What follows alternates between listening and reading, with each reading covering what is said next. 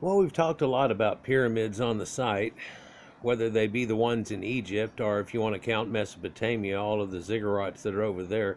We've also seen quite a few of them, like the ones down in Nubia, and also ones out the Pillars of Hercules and the islands of the Guanches, a few off the Spanish coast inside the Mediterranean there, a couple up in the Aegean area, up in the ancient city of Hierakonpolis in Greece, one that actually is nowhere near the size of the Great Pyramids or anything, but whenever they tried to date it, it was really undateable, and so one way they thought of dating it was using that new bioluminescent fluoroscopy, which had just been used and calibrated on the Great Pyramid to calibrate to its dating, and whenever they took it there to it, it dated older by a few hundred years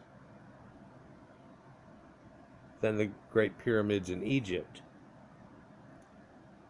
Recently, we've done a few more and showed some things. There's been a couple in Syria. In fact, just earlier this year, I showed one where something like the very top of this one, a diagram that you see on the left, which is drawn in the 1850s, was used as a tomb for somebody, and it's no great fantastic pyramid. It is actually that shape, and it shows you people had that concept going on. What's neat about the smaller ones too is that they're beveling the outside rocks to end up making it work, and they do on these too. But the smaller your pyramid goes, the more you have to bevel in 3D each one of those rocks and lock them together. And in fact, the one in Hierakonpolis where you just spoke of almost has that cyclopean rock look because it's not uniformed like this one looks pretty uniformed, and it's been fixed in recent times. I wonder if anybody's ever heard or seen of this, because it's something a little bit out in nowhere, and even if you go to Syria, I don't know if it would be on the guest list, and stuff. Whenever you go to like San Antonio and you go into hotels, they always have that hotel channel, and they talk about all these places you can go, intermixed with channels that are commercials of local eating places and things, and that apparently they help to pay for this thing to go on. But it gives you some ideas of stuff, and I don't think this would even be on the list either, but maybe it should. Got somewhat neglected, and by somewhat, it almost fell apart entirely. We'll look at it a little closer here, and you'll see what I'm talking about in the reparations, but this place is known as Camus el Hermel, and it's also known as the Pyramid of Hermel. It's also known as God's Pyramid, and the house of El. El is the ancient god of the Canaanites and Syria and those people in that area, and we've talked about that before in his son Baal and how that goes. It's also called the funnel of Hermel, and it does have a shape of a funnel because a pyramid does have that, ice cream cone set the other way, especially if you get one that's a little more pointy like this. It's also called the needle of Hermel. It's an ancient pyramid located 6 kilometers or 3.7 miles south of Hermel in Baalbek, Hermel government in Lebanon. Now, where Hermel is, I don't think it's going to pop it up on a map. When it shows Lebanon that's here, it's something that's right up here near this Bekaa Valley, about where I'm pointing right now. And the place that's near it that they refer to it as Hermel is a home to a Lebanese Red Cross First Aid Center.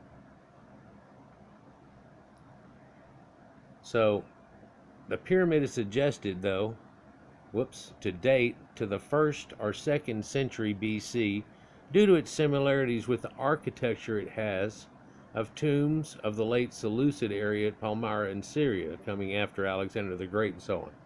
It was considered by William McClure Thompson to possibly have been of ancient Greek construction. However, the lack of inscriptions puzzled him, as he thought the ancient Greeks to be a scribbling generation. Well, if you say generation, and the Greeks last a whole lot longer than that, that would be a different thing, but that concept goes to a lot of the Greek buildings had names on them and so on, like the Parthenon, and it's got it named, everything's named. We have that nowadays too, where over the top of something they'll tell you bathroom or whatever, to let people know what's going on. And they seem to have that going on. Although also in the buildings they would have inscriptions and dedications and so on like that some, but they weren't near as gaudy and full of things like that and literature written on the walls of a lot of other people. Especially whenever I think of things like that, it's the Egyptians. For, well, I guess it looks a little different. Instead of them writing on the wall, which in Greek looks almost like our modern day writing, or cuneiform, which looked like a bunch of pecks all over the wall, they did it in pictographs, the language of the gods and all that. So there were pictures scribbled all over the walls, and it's somewhat gaudy today. Even whenever you look at it, you're like, man, But they didn't want to leave any open spots either. There was a demon in the open spots they talked about and stuff, but what that also was kind of a sign of is that they didn't want to leave any open spots because there was already a heritage of the next guy coming along and scribbling your little cartouche out and putting one in the open spot and going, yeah, it's me, and claiming other people's things and so on like that. And if they filled it all up, they've done as much as they could. Of course, this is mainly in tombs and stuff, but you can see that same concept through a lot of what they did. Thompson also entertained the notion, along with Charles William Meredith Van de Velde, that the construction may have been Assyrian in nature. René Desord later suggested that although the relief resembled the Ishtar Gate, the edifice was likely a monument to the hunting prowess of a member of Assyrian royalty from the 1st century BC, or someone connected with the Mitanni perhaps, and so on. The pyramid sits on top of a hill that is clearly visible from a distance, and it's been fenced off to prevent damage. Despite this, the monument was heavily vandalized by locals in 2000 through 2018, all the 4 faces of the base being covered with graffiti and no serious measures even being taken by the authorities for its conservation. That's sad.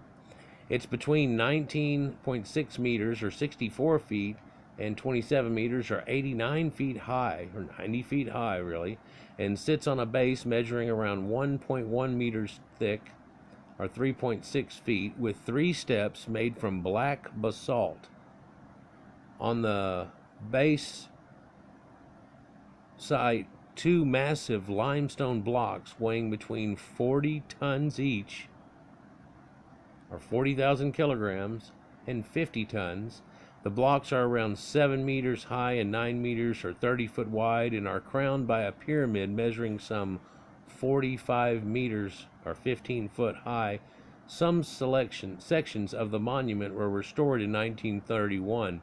A relief on the north side depicts 2 deer, possibly caught in a hunting trap. On the east side is a carved image of a boar being attacked by dogs and speared. The south side is badly damaged, but shows an image considered to be possibly of a bear. A bear should be somewhat northern there. It's probably been a while since bears are prevalent, at least in that area here, although lions lasted in this area up through this time. The relief on the west side shows 2 wolves attacking a bull. Now, the only other stuff in archaeology they go along with it is they're seeing these bifacial braids that they call shepherd Neolithic. These shepherd type people where they're doing bifacial blade technologies and scrapers and stuff on like that. It's kind of weird. And some pieces were vaguely bifacial. The flints found were in a gray chocolate brown color with some heavily shiny patina. So let's take a look at this. This is what this guy looked like here whenever they first found it. I'm going to come in a little bit on this.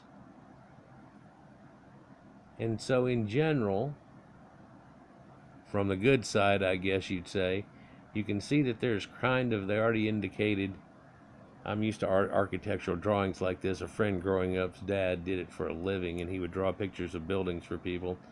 But you can see this crack that's run through here.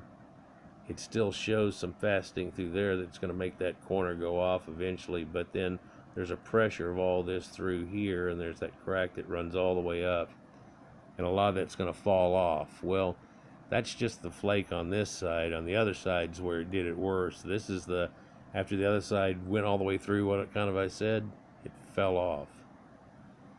So looking closer at this relief, you can see an animal, which looks like one of those deers where you talked about, and they're being chased by these dogs and there's spears going at it. It's got ledging and stuff that goes on to it. But if we go around to the other side, where the top of the pyramid's missing on the other one, we can see that there's a gouge that goes from this corner. It's all crumpled down and laying on the ground now, and a lot of the locals took away a lot of the stone to make stuff with. So let's see what these boss reliefs kind of look like. So it's going to be kind of fuzzy, and it's not real well done, but then it's not real well left, especially after all the vandalism. We can see marks here of an arch and an animal coming through, and I think this is the one they say is the deer coming through the trap. 2 deers coming through the trap. When we look at this, there's the boar that's being chased by the 2 animals, and there's a couple of spears going into it. So it doesn't seem, it's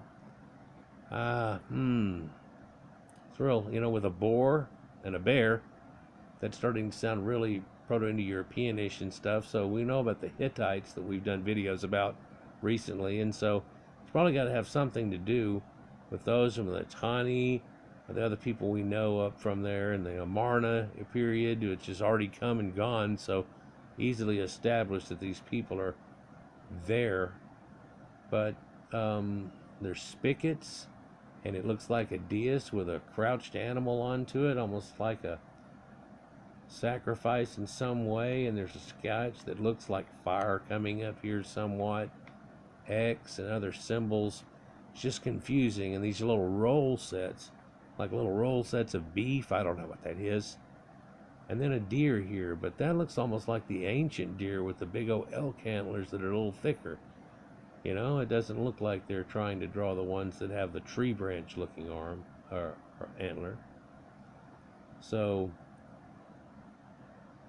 and here's the one that must be a bear, and I can see that. A bear would look all like this and have a little bit of a dog snout going on, and I can see that. This also looks like a lion, but it's missing all the important part to really signify it. But the way these arms and legs are doing, you see them in this exact pose when there's a master of beasts holding 2 of them up. It looks a little like this. And then this also could be another lion that's here walking because of that posture. Crossed weapons, though. That's very conspicuous. Hatchets and axes. A little bit of recurve style bow, a little bit. Yeah, it's kind of telling in that. So that's the way that it looked to this man in the 1850s. So let's see what it looked like, or what it looks like now. We're going to go in on it a little bit. You can tell they've rebuilt that whole corner. And in fact, we're looking at the rebuilt corner. So if we looked at the other side of it, it'd probably look a whole lot better. You almost see the more relief than they even showed there, but it's kind of vague. I wish somebody would have done one of those things where they onion paper it and then they turn around and say, okay, this is what it really looked like. And of course, there's this missing piece where there's some pieces where they put them in check. It's not in those pictures that we showed there. Double story, but each story is gigantic, and then the pyramid on top has been refixed upon it like it used to be, and yeah, it's got that fence that's around it and stuff, but that didn't save them. They didn't have anybody looking after it or anything, and again, it's out in the middle of nowhere. So where is it again? It's in the Becca Valley that's up here, so it's like Baalbek and stuff. No, that's more over here. This is Becca Valley that's right here. And another picture of those Neolithic stoneworks. One wonders what else they'd find with it, but hey, here's another pyramid.